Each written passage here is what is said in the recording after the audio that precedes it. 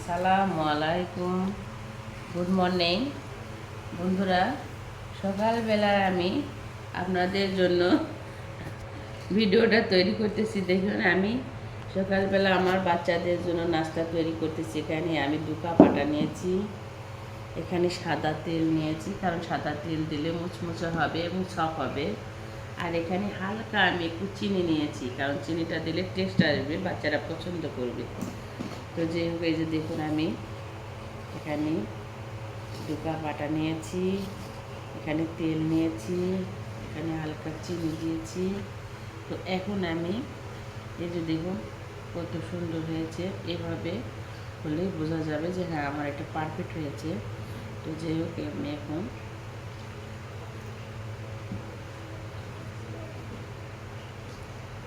নেব।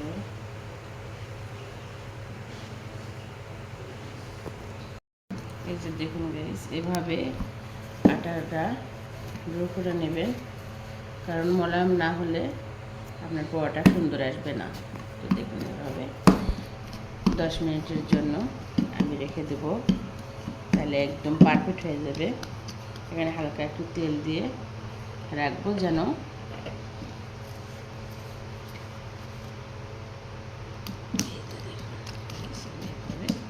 সুন্দরভাবে রেখে দিলাম। এখন গাইস, এখন আমি 10 মিনিট রেখে দিয়েছিলাম, এখন আমি এটা তৈরি করে নিচ্ছি।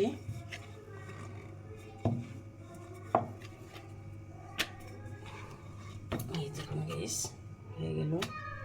এখন আমি ভেজে নিব।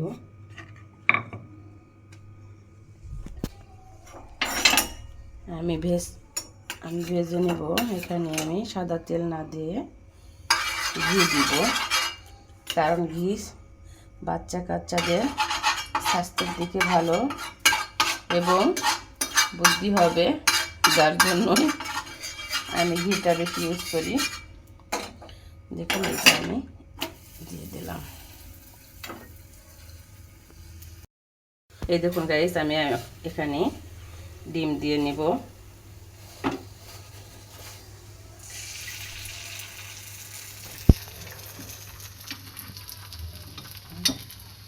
এখানে ডিম দিলাম।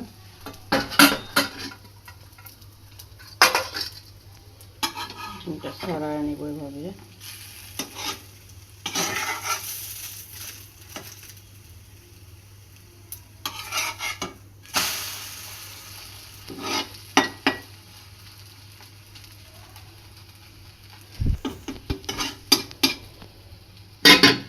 এখন আবার হালকা একটু ঘি দিব।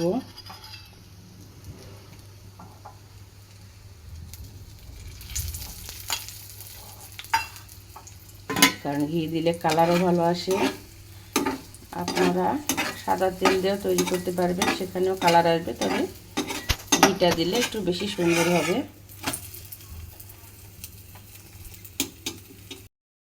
ফুলে কত সুন্দর হয়েছে, কারণ ডিমটা দেওয়া আছে ভিতরে, এভাবে না ফুললে সিদ্ধ হবে না।